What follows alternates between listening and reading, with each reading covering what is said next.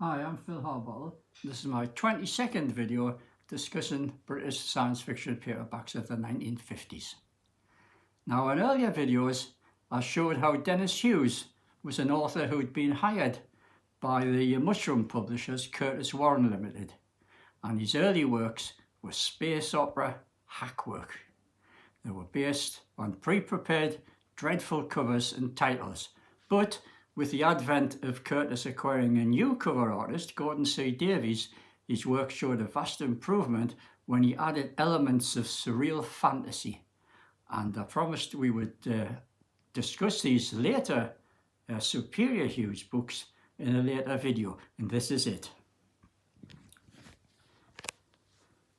Now, here we see the examples of the new cover artist, Gordon C. Davies. These are just some of the covers of some 24 titles published by Curtis from 1952 to 1954. Most of them were presented under the new Fantasy logo. And these were painted by Davies. But a few of the covers, some 5 of them, as you can see here, were by the old artist Ray Theobald, who had evidently been forced to produce better work, but he would be eventually eclipsed and completely replaced by Davies. But these were a pretty good finale for Theobald. A couple of the titles were actually labelled as science fiction, and these books didn't have the fantasy elements. They were like orthodox science fiction, but they were much better written than Hughes's earlier work.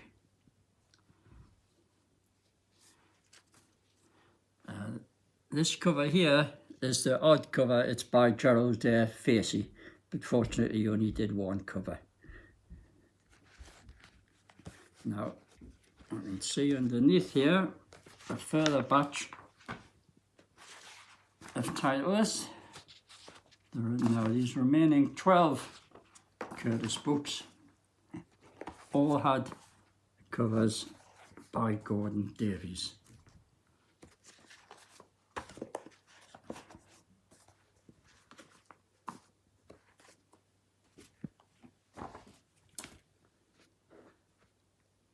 That's it. Now all of these covers inspired Hughes's stories, and they were all excellently done. Now, this title in particular, World of Gaul, it was a really exciting book. But because of time constraints, I can only hint at the plots of just 2 of the novels. And these are ones that still burn bright in my memory more than 60 years after I first read them. So let's take a closer look at just 2 of the books. 24 Hours and Humanoid Puppets. Now, first of all, 24 Hours was published in 1952. Nick, the narrator of this book, is the chief test pilot for the US Air Force, chosen for the maiden flight of a top-secret, high-flying jet aircraft, the Zenith. Nick encounters a flying saucer at extreme altitude and is lured into chasing it. His plane's engines become damaged and it falls from the sky, plummeting down to a small Pacific island. Attempting a crash landing on the beach, at the last minute Nick sees the tiny, unmoving figure of a girl and manages to just miss her, coming down instead in the shallows of the ocean. The girl, Pat, had been sleeping whilst sunbathing alone. Her brother's yacht is moored some distance away. Such is the emotional power of Hughes's first-person writing that when Nick sees Pat has tight lines around her eyes, unquote, and hears her coughing, from his reactions the reader knows at once that Pat is actually dying and that Nick is destined to die with her. Nick meets the girl's brother, who confirms this prognosis for the girl. The yachting holiday had been undertaken as a one-way trip for his dying sister. The 2 men forge an immediate understanding that Nick will become her friend and lover, giving the girl a brief happiness in the final days of her life.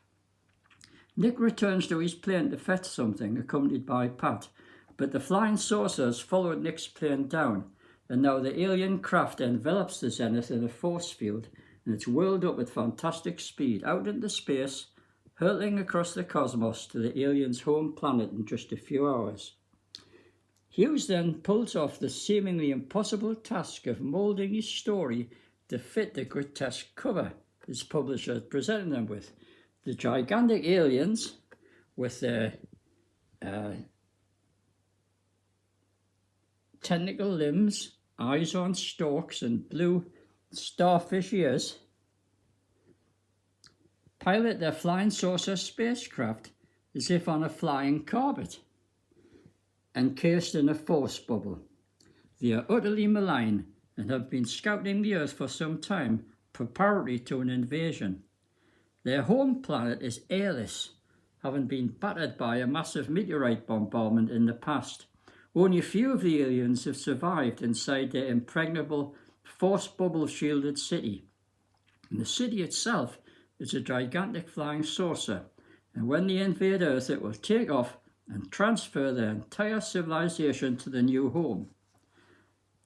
Nick has been kidnapped in order to learn from him how best to effect the invasion, the best and safest place for them to land their city, and with the intention of forcing him to become their ambassador, deceiving and betraying his own people into abject slavery. To this end, the telepathic aliens subject both Nick and Pat to surreal mental tortures, isolating them in the cell of fear. These episodes are described with gripping, surreal power that was unique to Hughes amongst his 1950s pulp contemporaries. Nick conceives a plan to deceive the aliens. Whilst pretending to act as their traitorous ambassador, he will somehow destroy them, but only at the cost of his own life and that of Pat. The girl bravely agrees, and they sacrifice their lives in destroying the aliens. The overall inconsistencies of the plot, where is the aliens' planet, how can they travel to Earth in just a few hours, etc., are swept aside by the sheer intensity of the writing and characterization.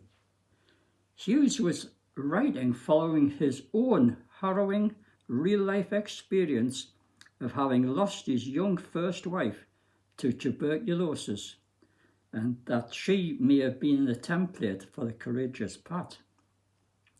However, it's not my place to speculate on such personal issues, simply to urge the readers to track down and try and find a copy of this extraordinary book, at whatever the cost. Simply go with the flow.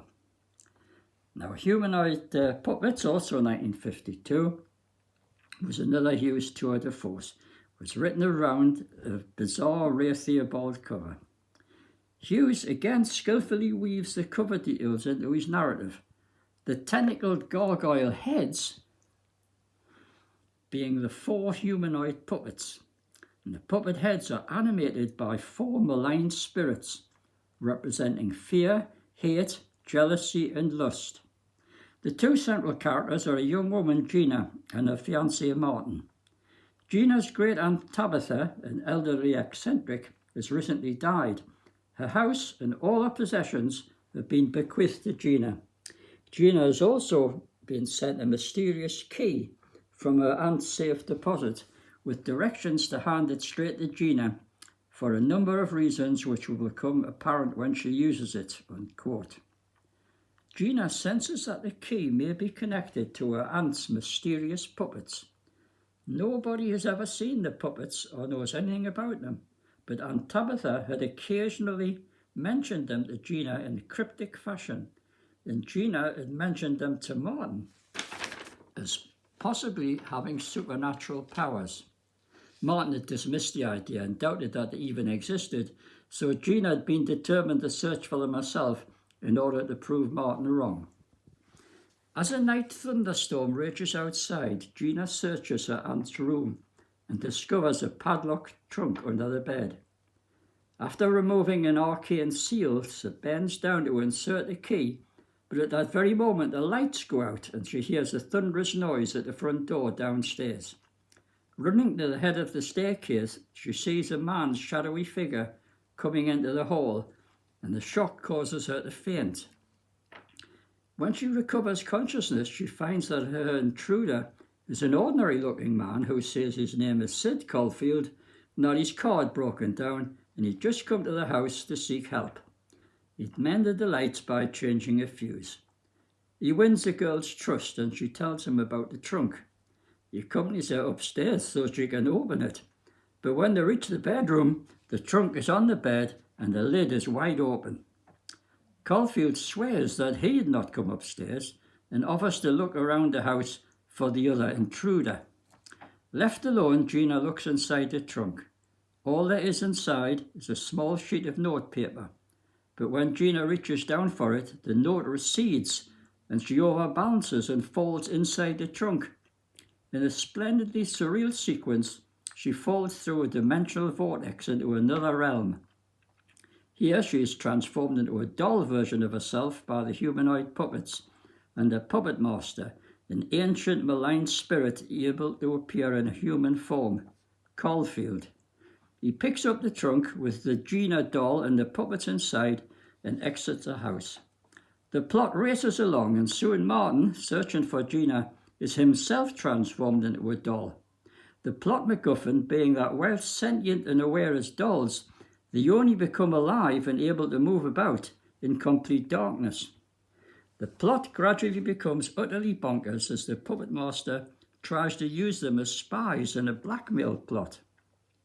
The surreal fantasy is intercut with ingenious mundane action sequences, such as a little girl who believes them to be ordinary dolls, and a police chase when the puppet master kidnaps the girl and her dolls. The excellent writing aids the suspension of disbelief. Add an ancient and benign Chinese occultist, Feng, and the story takes increasingly bizarre turns until all is satisfyingly resolved. Now, all these books were written around their pre-prepared covers and titles, and they're all highly entertaining and very collectible. As agent for Hughes Estate, I've made them all available online as e-books, published by Orion in their SF Gateway series. So if you want to buy the original rare paper copies, if you can find any, you'll have to pay through the nose for them. But they're well worth